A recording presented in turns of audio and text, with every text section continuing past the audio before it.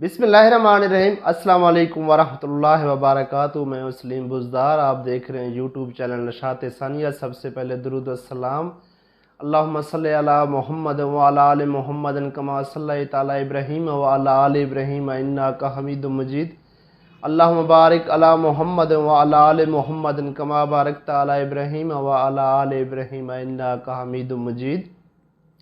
हज़रत इब्न अब्बास रज़ी अल्लाह तआला अन्हु फरमाते हैं कि जब ये आयत नाजिल हुई, उसका तर्जमा ये है, फिर जिस वक़्त सूर फूंका जाएगा तो हुज़ूर अक़दस सल्लल्लाहु अलैहि वसल्लम ने फरमाया, मैं ज़िंदगी आराम और राहत से कैसे गुजारूं जबकि सूर फूंकने वाला फरिश्ता सूर अपने मुंह में रख चुका है और अपनी पेशानी झुकाए इंतज़ार कर रहा है कि कब उसे अल्लाह की तरफ हुक्म मिलेगा और वो सूर फूंक देगा।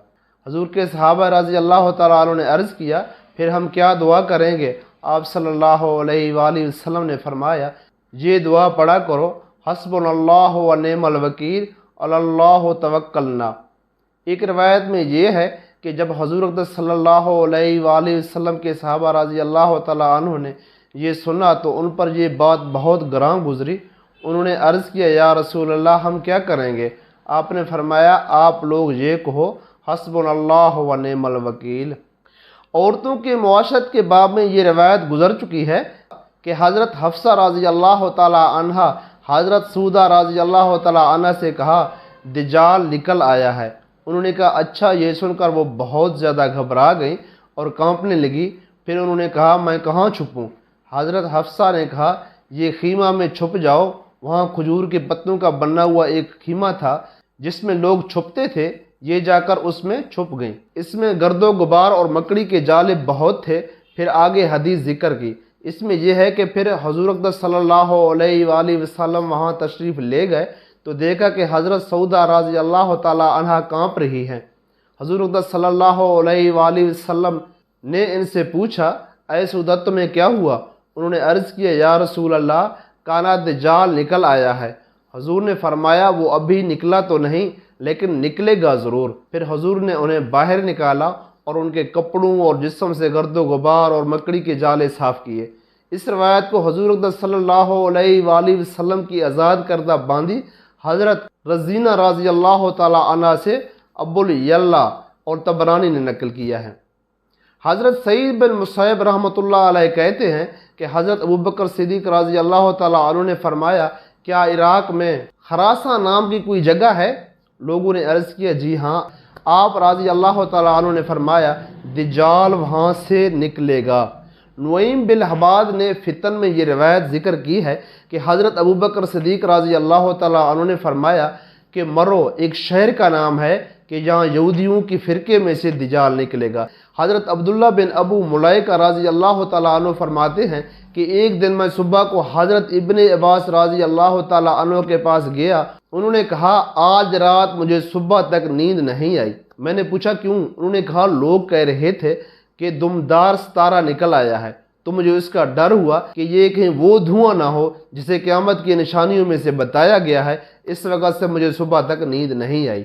हाकिम की रिवायत में यह है कि मुझे डर हुआ कि कहीं दज्जाल ना निकल आया हो। हज़रत उबादा बिन नसी रहमतुल्लाह अलैह कहते हैं कि जब हज़रत अबू बकर सिद्दीक़ रज़ी अल्लाह तआला अन्हु की वफ़ात का वक़्त आया तो उन्होंने हज़रत आयशा रज़ी अल्लाह तआला अन्हा से फरमाया, मेरे उन कपड़ों को धो के मुझे उन्हीं में कफन दे देना, क्योंकि मरने के बाद तुम्हारे बाप की दो हालतों में से एक हालत ज़रूर होगी, या तो उसे इससे भी अच्छे कपड़े जन्नत के पहनाए जाएंगे या कफन के कपड़े भी बुरी तरह छीन लिए जाएंगे। हज़रत आयशा रज़ी अल्लाह तआला अन्हा फरमाती हैं कि जब हज़रत अबू बकर सिद्दीक़ रज़ी अल्लाह तआला अन्हु की वफ़ात का वक़्त करीब आया तो मैंने अज़हार गम के लिए ये शेर पढ़ा, आपकी उम्र की कसम, जिस दिन मौत के वक़्त सांस उखड़ने लगे और इसकी वजह से सीना घुटने लगे, उस वक़्त जवान आदमी को माल की कसरत नफ़ा नहीं देती। हज़रत अबू बकर सिद्दीक़ रज़ी अल्लाह तआला अन्हु ने फरमाया, ए मेरी बेटिया, ऐसे न कहो बल्कि यूं कहो, और मौत की सख्ती करीब आ पहुंचा। ये मौत वो चीज़ है जिससे तू बिदकता था। फिर हज़रत अबू बकर सिद्दीक़ रज़ी अल्लाह तआला अन्हु ने फरमाया, मेरे ये दो कपड़े देख लो, फिर उन्हें धोकर मुझे इन्हीं में कफन दे देना, क्योंकि नए कपड़ों की मुर्दे से ज़्यादा जिंदा को ज़रूरत होती है। इन कपड़ों को तो मुर्दे के जिस्म की पीप और खून ही लगता है, या ये कपड़े थोड़ी देर के लिए हैं, چند دن میں گل سڑ کر ختم ہو جائیں گی۔ حضرت عائشہ رضی اللہ تعالیٰ عنہ فرماتی ہیں کہ جب حضرت ابوبکر صدیق رضی اللہ تعالیٰ عنہ کی بیماری اور بڑھ گئی تھی تو میں رونے لگی، پھر وہ بے ہوش ہو گئے تو میں نے یہ شعر پڑھا: جس کے آنسو ہمیشہ رکے رہے ہوں اس کے آنسو ایک دن ضرور بہیں گے۔ پھر ان کو ہوش آیا تو فرمایا بات ویسے نہیں ہے جیسے تم نے کہی۔ پھر اس نے پوچھا حضور اقدس صلی اللہ علیہ وآلہ وسلم کا کس دن انتقال ہوا تھا؟ میں نے عرض کیا پیر کے دن۔ فرمایا آج کون سا دن ہے؟ میں نے عرض کیا پیر کا دن۔ فرمایا مجھے اللہ کی ذات سے امید ہے کہ اب سے لے کر رات تک کسی وقت میں اس دنیا سے چلا جاؤں گا۔ چنانچہ منگل کی رات کو ان کا انتقال ہوا۔ اور یہ بھی فرمایا کہ حضور کو کتنے کپڑوں میں کفن دیا گیا تھا؟ میں نے عرض کیا ہم نے حضور کو یمن کی سہول بستی کے بنے ہوئے 3 سفید اور نئے کپڑوں میں کفن دیا تھا۔ ان کپڑوں میں نہ کرتا تھا اور نہ امامہ۔ انہوں نے فرمایا میرے اس کپڑے پر زعفران کا دبا لگا ہوا ہے، اسے دھو لو اور اس کے ساتھ 2 نئے کپڑے اور شامل کر لینا۔ میں نے عرض کیا یہ کپڑا تو پرانا ہے۔ فرمایا زندوں کو مردے سے زیادہ نئے کپڑوں کی ضرورت ہے، کفن کے کپڑے تو جسم سے نکلنے والے خون اور پیپ سے خراب ہو جائیں گے۔ حضرت خالد بن ربیع رحمۃ اللہ علیہ کہتے ہیں کہ جب حضرت حذیفہ رضی اللہ تعالیٰ عنہ کی بیماری بڑھی تو یہ خبر ان کے جماعت اور انصار تک پہنچی۔ یہ لوگ آدھی رات کو یا صبح کے قریب حضرت حذیفہ رضی اللہ تعالیٰ عنہ کے پاس آئے، میں بھی ان کے ساتھ تھا۔ حضرت حذیفہ رضی اللہ تعالیٰ عنہ نے پوچھا اب کیا وقت ہے؟ ہم نے عرض کیا آدھی رات ہے یا صبح کے وقت۔ انہوں نے فرمایا میں جہنم کی صبح سے اللہ کی پناہ چاہتا ہوں، کیا تم لوگ میرے کفن کے لیے کچھ لائے ہو؟ ہم نے کہا جی ہاں۔ انہوں نے فرمایا کفن مہنگا نہ بنانا، کیونکہ اگر اللہ کے ہاں میرے لیے خیر ہوئی تو مجھے اس کفن سے بہتر کپڑا مل سکتا ہے، اور اگر دوسری صورت ہوئی تو یہ کفن مجھ سے جلدی چھین لیا جائے گا۔ حضرت ابو وائل رحمۃ اللہ علیہ کہتے ہیں کہ جب حضرت حذیفہ رضی اللہ تعالیٰ عنہ کی بیماری بڑھ گئی تو بنو ابس کے کچھ لوگ ان کے پاس آئے۔ حضرت خالد بن ربیع ابسی نے مجھے بتایا حضرت حذیفہ رضی اللہ تعالیٰ عنہ مدائن میں تھے، ہم آدھی رات کو ان کے پاس گئے۔ حضرت صلہ بن ظفر رحمۃ اللہ علیہ کہتے ہیں کہ حضرت حذیفہ رضی اللہ تعالیٰ عنہ نے مجھے اور حضرت ابو مسعود کو بھیجا۔ ہم نے ان کے کفن کے لیے 2 دھاری دارالمنقش چادریں 300 درہم میں خریدی۔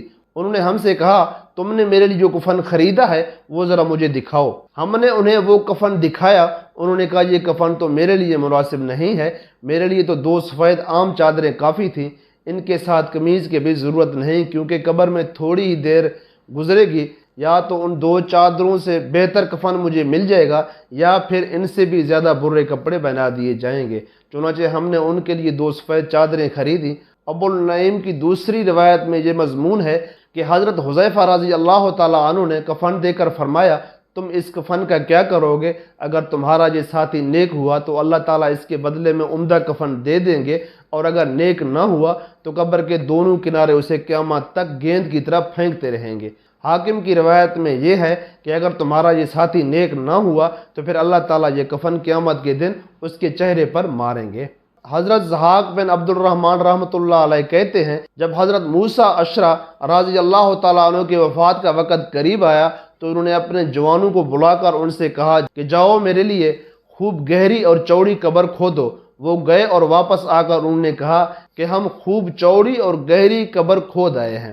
پھر انہوں نے فرمایا اللہ کی قسم قبر میں 2 قسم کے حالات میں سے ایک طرح کے حالات ضرور پیش آئیں گے، یا تو میری قبر کو اتنا کشادہ کر دیا جائے گا کہ اس کا ہر کونا 40 ہاتھ لمبا ہو جائے گا، پھر میری یہ جنت کی طرف ایک دروازہ کھول دیا جائے گا اور میں اس میں سے اپنی بیویوں، محلات، جو کچھ اللہ تعالیٰ نے میری اکرام و اعزاز کے لیے وہاں کچھ تیار کر رکھا ہے وہ سب کچھ دیکھوں گا، اور آج مجھے جتنا اپنے گھر کا راستہ آتا ہے اس سے زیادہ مجھے اپنے اس ٹھکانے کا راستہ آتا ہوگا، اور قبر سے اٹھائے جانے تک جنت کی ہوا اور راحت کا سامان مجھ تک پہنچتا رہے گا، اور اگر خدا نخواستہ دوسری حالت ہوئی تو اسے ہم اللہ کی پناہ چاہتے ہیں تو میری قبر کو مجھ پر اتنا تنگ کر دیا جائے گا کہ جیسے نیزے کی لکڑی نیزے کے پھل میں تنگ ہوتی ہے، وہ قبر اس سے بھی زیادہ تنگ ہوگی۔ پھر میرے لیے جہنم کے دروازے میں سے ایک دروازہ کھول دیا جائے گا اور میں اس میں سے اپنی زنجیروں، بیڑیوں اور جہنم کے قیدی ساتھیوں کو دیکھوں گا، اور آج مجھے جتنا اپنے گھر کا راستہ آتا ہے اس سے زیادہ مجھے اپنی جہنم میں اپنے ٹھکانے کا راستہ آتا ہوگا، اور قبر سے اٹھائے جانے تک جہنم گرم ہوا اور گرم پانی کا اثر مجھ تک پہنچتا رہے گا۔ حضرت عائشہ رضی اللہ تعالیٰ عنہ فرماتی ہیں کہ حضرت اسید بن حضیر رضی اللہ تعالیٰ عنہ فضیلت والے لوگوں میں سے تھے۔ وہ کہا کرتے تھے کہ 3 حالتوں میں جیسا ہوتا ہوں اگر میں ہر وقت ویسا رہوں تو میں یقیناً جنت والوں میں سے ہو جاؤں گا، اور مجھے اس میں کوئی شک نہ رہے۔ ایک وہ حالت کہ جب میں خود قرآن پڑھ رہا ہوں یا کوئی اور قرآن پڑھ رہا ہو اور میں سن رہا ہوں۔ دوسری حالت وہ ہے کہ جب نبی کریم صلی اللہ علیہ وآلہ وسلم کا خطبہ سن رہا ہوں۔ تیسری وہ حالت ہے کہ جب میں کسی جنازے میں شریک ہوں، اور جب بھی میں کسی جنازے میں شریک ہوتا ہوں تو اپنے دل میں صرف یہی سوچتا ہوں کہ اس جنازے کے ساتھ کیا ہوگا اور یہ جنازہ کہاں جا رہا ہے۔ دعا ہے کہ اللہ پاک مجھے اور آپ کو بلکہ تمام مسلمانوں کو ان سنتوں پر عمل کرنے کی توفیق عطا فرمائے۔ جزاک اللہ۔